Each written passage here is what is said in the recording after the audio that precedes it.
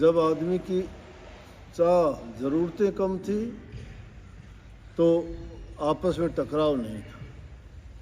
जहाँ कहीं भी इंसान आगे बढ़ा और जो कुछ भी आम जीवन में भी हम कुछ चीज़ प्राप्त करना चाहते हैं तो उसके बदले में उतना खोना भी चाहते हैं। अच्छी चीज़ को प्राप्त करना चाहते हो तो बुरी चीज़ को छोड़ना पड़ता है, और बुरी को भी लेते हो तो अच्छी छूट जाती है। अगर आदमी शराब, कबाब, मांस, मछली, इन सौदों में जुआ खेलना या और कोई गंदी मंदी हरकत शुरू कर दे इंसान, तो उसको अपना जो परोपकार के, परहित के, दान के, पुण्य के काम है वो छूट जाएंगे। दो ही रास्ते हैं, एक किसी तरफ भी लोगे, एक सुख देने वाला है, एक दुख देने वाला है।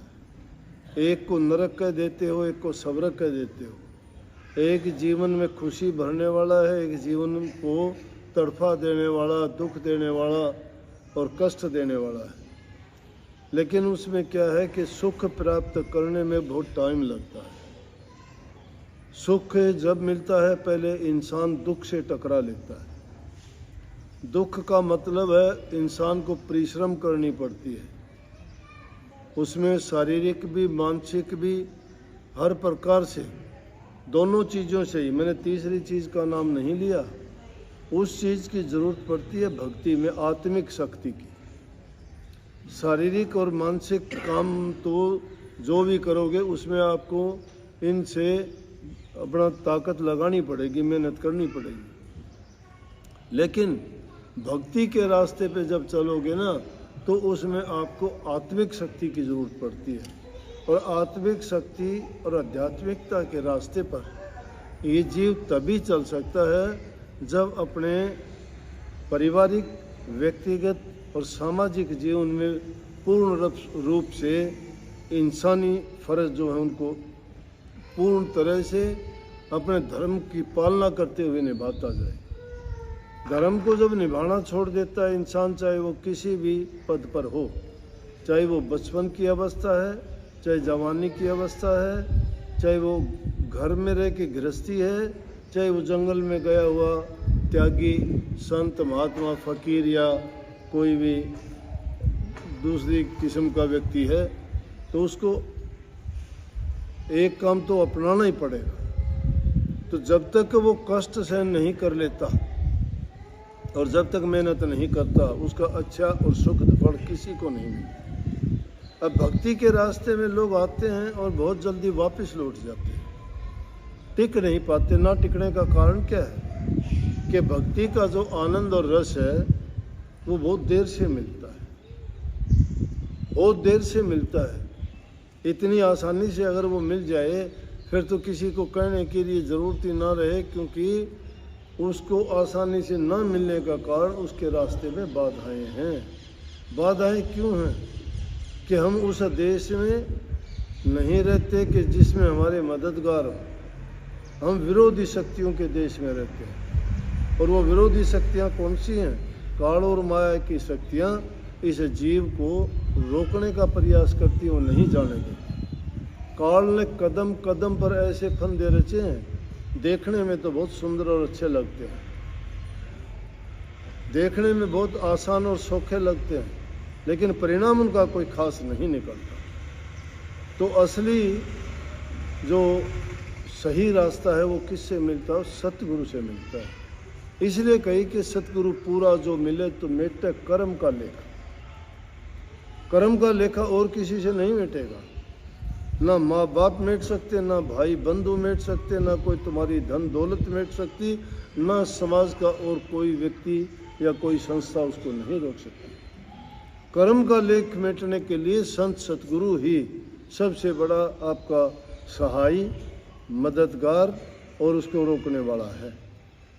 विरोधी शक्तियों से लड़के उसने वो ताकत हासिल की है कि वो आपको भी वो रास्ता दिखा सकता है। संत मत ने इसीलिए जोर दे के कहा कि सतगुरु पूरा ढूंढ लो, काम आपका पूरा होना बड़ा आसान हो जाए।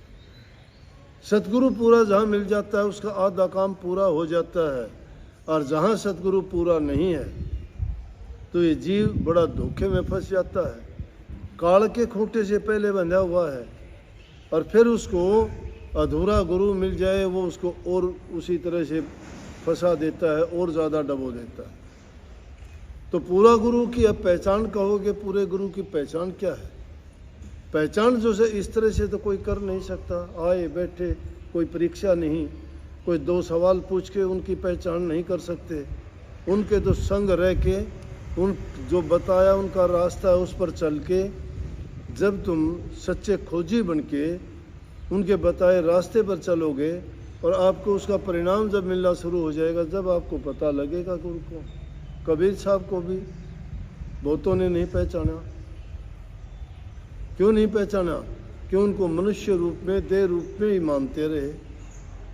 उनके साथ विरोधी लोग तरह तरह के विरोध बढ़ाते रहे।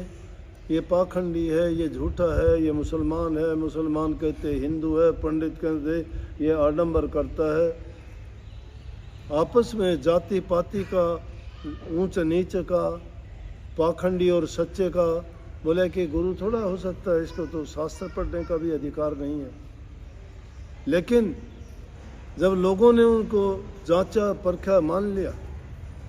रविदास जी को भी इसी तरह से, झालागढ़ की रानी थी, उनको पता लगा कि इस टाइम में रविदास जी पूरे गुरु हैं, वो उनके पास गई। लोगों ने आलोचना शुरू कर दी, राणा के कान भर दिए। झालागढ़ की रानी का जो पति था उससे कहने लगे कि ये तो नीची जाति का गुरु बना लिया। अब उससे जब कहने लगे तो जब समझ जिसको आ जाती है वो समझ जाता है कि जाति पाति नहीं है। हम उस जिस घर से आए हैं वहाँ से ये जीव बिना जाति के, जाति तो हमारा तो नाम भी नहीं था। नाम भी कहाँ था? किसी का नाम था दुनिया में आने से पहले? नाम तो बाद में रखा गया है। पहले तो तुम आए हो तो ही नाम रखा गया, नहीं तुम नहीं आए थे जब नाम कहाँ था। उसके बाद में ही जाति बनी तुम्हारी। इसलिए वो जाति पाति के भेदभाव के कारण बांट दिए गए। लेकिन जब समझ में आई तो मीरा बाई ने भी कह दिया कि रविदास जी तो खुदा है, तुम रविदास जी को क्या समझोगे। लेकिन पूरे गुरु की महिमा ये गाई है कि पूरा गुरु जब मिल जाता है आदमी की सुरत का, सच्चा खोजी हो तो। जो खोजी नहीं है, एक आम आदमी जो उस रास्ते पे नहीं चला, उसके पास वो पैमाना नहीं है जिस पर देखे कि गुरु क्या है। जब वो अंदर में चलेगा, रूहानी मंजिलों पे कहीं जाएगा और जब उसको नूरी गुरु के रूप में वहाँ उनको मिलेगा तो उसको पहचान होगी ये पूरा गुरु है। बाहर देखने से गुरु नहीं पता लगेगा, गुरु का रूप तो ऐसा ही है। कबीर साहब ने नहीं कही कि कबीर कबीर क्या करो सो दो अपना शरीर, पांचों इंद्री बस करता का नाम कबीर। कबीर तो नाम कायाबीर का नाम है, सारे कायाबीर हो, सभी कबीर हो। वो शक्ति आप सब में है, लेकिन उसके खोजी नहीं है हम। और जब खोजी बन के जब चलते हैं, अब यूँ तो पारस पत्थर के आगे कितने लोग हैं जो लोहे जब खोटा है तो वो कैसे सोना बना देगा। जब हम खुद सच्चे नहीं हैं तो पूरा गुरु हमारा क्या कर लेगा। गुरु के पास बढ़ने के लिए जाते हो बना देगा। मिट्टी कुम्हार को अपना आपा सौंप देती है, बर्तन बनाता है। उस मिट्टी को जिस पर हम थूकते हैं, चलते हैं, पखाना करते हैं, और उसी मिट्टी के जब कुम्हार के पास जाने से वो उसको बर्तनों का सुंदर रूप दे देता है।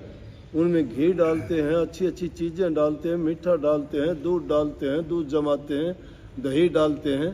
वही मिट्टी का बर्तन जो पैरों से कुचलते थे, जिसने अपना आपा सौंप के कुम्हार के सामने अपने आप को पेश किया तो उसने उसको कितना सुंदर बना दिया, इज्जत दी उसको। जब सुनार के पास सोना चला जाता है, उसके आभूषण बनाता है, लेकिन आभूषण बनाने से पहले भट्टी के अंदर डाल देता है, उसको पिघला के पानी बना देता है, उसके बाद में उसके गहने बनाता है और उनकी कीमत बनती है। इसी प्रकार से संतों की शिक्षा और संतों की दौलत भी इतनी सस्ती नहीं। वो उनके पास जब जाओगे तो वो भी आपको अनेक प्रकार की छोटी मोटी परीक्षाएं में रह जाएंगे बहुत से। तो बहुत से तो छोटी मोटी परीक्षा में जान ले, क्या बताऊं। कल ये एक आदमी आया शाम के टाइम पे, ITI में इंस्ट्रक्टर। हाँ भाई बोलो, अब आने का टाइम तो नहीं है, कैसे आए। रोने लग गया बड़ा जोर जोर से। भाई कोई काम बात हो तो रोने का क्या बात है। बोला जी मुझे बख्श दो, मेरा कोई कसूर थोड़ा किया है, बख्शने वाली कौन सी बात है। बोला जी मेरी समझ में बात नहीं आई थी, मैं यूँ तो कई बार मेरे दिमाग में बात आया कि भाई ये तो जीर्णोद्धार महाराज तो गाड़ियों में चलता है, कारों में चलता है। मैं बोला भाई पैदल चल लो तो इतनी संगत में मैं तो पहुँचे कौन सकती, एक के दो जगह जा पाऊँगा। कारा में वो बूढ़ा वाली बात है। बूढ़े ने कहने लगे एक बूढ़ा जलेबी खा था। नहीं बोला अरे बूढ़ा जलेबी खाने लग रहा। वो बूढ़ा बोला भाई मैं जो से न चाव से नहीं खाता, ये भूखा मरता खाऊं, से रोटी नहीं मिली तो जलेबी खाऊं। तो ये चाव की बात नहीं है, ये तो आज के युग में ज़रूरी भी है। बोला ना जी वो मेरी गलती थी, मैं तो इसलिए कह रहा हूँ जब YouTube पे मैंने सत्संग सुने देखे तो मुझे पता चला, मुझे माफ़ कर दो और मुझे शरण में लो, मेरा तो सब कुछ खराब और बर्बाद हो गया। मैं इंसान को ठोकर जब लगती है तभी उसको समझ आती है, जब तक वो सुख में रहता है वो इंसान किसी चीज़ को मानता ही नहीं। सुख जब हो गया तो समझो कि गाफिल हो गया वो, और जो लोग गाफिल हो गया वो समझो काल के अड्डे चढ़ गया, फिर उसके काल और माया के फंदे में ऐसा जकड़ा गया वो नहीं निकलने देते उसको हर प्रकार से बर्बाद कर देंगे। शरीर से भी गंदे काम करवाएंगे, मन में बुरे ख्यालात उठाएंगे और कर्म से भी हीन करके ऐसे फंसा देंगे कि फिर उनके लिए निकलना मुश्किल हो जाएगा। और बुरे कामों में, बुरी आदतों में, बुरे संगति में पड़ के वो इंसान अपना तन भी बर्बाद कर लेगा, समय भी बर्बाद कर देगा, धन भी बर्बाद कर देगा, और जो बहुमूल्य जीवन इंसान का मिला था जिस काम के लिए, उस उद्देश्य से भटक के अपने जीवन को भी वो बर्बाद करके जाएगा। जिससे करना था कि इस जीवन को याद करेगा भला मुसाफिर बंदे, आया था कुछ लाहा करने फंस गया केड़े धंधे, भव सागर तुम तरना पैसी पाप पुण्य दरकंदे, कहें कबीर सोई पार उतर गए हर हर नाम जपंदे। जो हरि का नाम का जाप करते हैं, मालिक को याद करते हैं, वो तो पार उतर जाएंगे। आए थे कुछ कर्म का बोझ हल्का करने के लिए, हम तो खोटे मंदे कर्म करके और कर्म की भारी गठड़ियाँ बांध के रख ली सिर पे, वो कभी नहीं उतरती। भटकते फिरते हैं जन्म मरण के चक्कर में, कभी किसी योनि में गए, कभी किसी योनि में गए, और उन योनियों में कोई भी संभालने वाला है ही नहीं। क्यों? उनमें गुरु नहीं है, क्योंकि उनमें इतना ज्ञान नहीं है। वो जब खुद ही ऐसे अपना जीवन भोगते हैं तो उनको तो वो यूँ समझो कि भोग योनियाँ हैं वो, उनमें जो कर्म की सज़ा मिली है उतना भोगेंगे, फिर दूसरी योनि में जा गिरेंगे। अरे सबसे उत्तम योनि इंसान की है, जिसको शास्त्रों में, वेदों में, पुराणों में ये गाया है कह के कि बड़े भाग मानुष तन पावा सुर दुर्लभ सदग्रंथ तन गावा। बड़े भाग से मनुष्य का शरीर मिलता है, सारे ग्रंथों में इसकी महिमा गाई गई है। इनके तुल्य ना कोई देवता है, ना कोई पूजने वाली चीज़ है। इंसान सर्वोत्तम है, सर्वशक्तिमान है। ये वो खुदा का वास भी इसी में है, लेकिन खोजने की ज़रूरत है। वो खोजोगे कब? जब अपने आप को जान जाओगे, खुदा को पहचान जाओगे। जिस इंसान ने अपने आप को ही नहीं जाना, मैं क्या हूँ, क्या करता हूँ, कर्म मेरा क्या होगा, कर्म का फल क्या होगा, उसको भोगेगा कौन?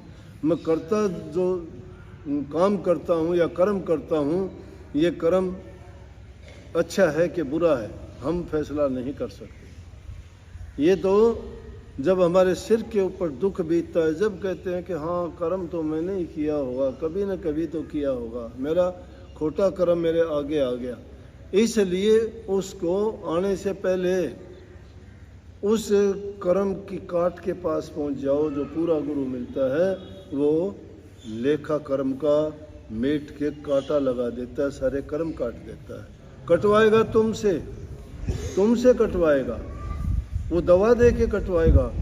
बीमार तुम होते हो ना, तुम्हारे नाम की दवाई डॉक्टर नहीं पीता कभी भी, तुम्हें कहता है तुम लेना दवाई। यहाँ उल्टा काम है। गुरु के पास जाएंगे, गुरु भेद दे देगा, नाम बताएगा, कहेगा सुमरण करना, अभ्यास करना, ध्यान करना, और तुम 10 दिन के बाद जाके कहते हो जी मेरा ख्याल करना, आप ही हो, आप संभालना जी, आप ही मेरा उद्धार करना। तो वो तो तुम कहते हो कि गुरु करेगा। अब ये नहीं सोचते डॉक्टर तुम्हारे नाम की दवाई पीता है क्या? तुम्हारी बीमारी का इलाज करवाना है तो दवाई तुमको ही पीनी पड़ेगी। गुरु ने जो करना था गुरु ने कर दिया। गुरु को गुरु की दृष्टि से नहीं, उसको परमात्मा से भी उत्तम और बढ़ के मानो। क्यों कही कि गुरु गोविंद दो खड़ेर का के लागू पाए, बलिहारी गुरु आपने जिन गोविंद दिया बताए। गुरु गोविंद को लखाने वाला, बताने वाला, रास्ता दिखाने वाला है। जो उस रास्ते पे नहीं चलता तो गुरु का दोष नहीं, वो दोष आपका है, फिर कर्म की रेख नहीं मिटती भाई। सबको बहुत बहुत आशीर्वाद। राधा स्वामी सत्संग 1 और 2 तारीख का भिवानी में होगा, नामदान भी होगा, समझ गए। राधा स्वामी मत का नामदान और इन दुकानदारों की तरह नाम नहीं है। ये नाम वो है जो आदि अनादि और हर काल में सत्य है और जीव का कल्याणकारी है, हितकारी है, और दुनिया में रहते हुए, घर परिवार और समाज में रहते हुए गुणकारी है। हर प्रकार से उनको वो आत्मिक, मानसिक और शारीरिक रूप से शांति देता है। तो इसलिए सबको आशीर्वाद है, नाम का अभ्यास किया करो, सबसे उत्तम चीज़ वही है। आशीर्वाद। राधा स्वामी।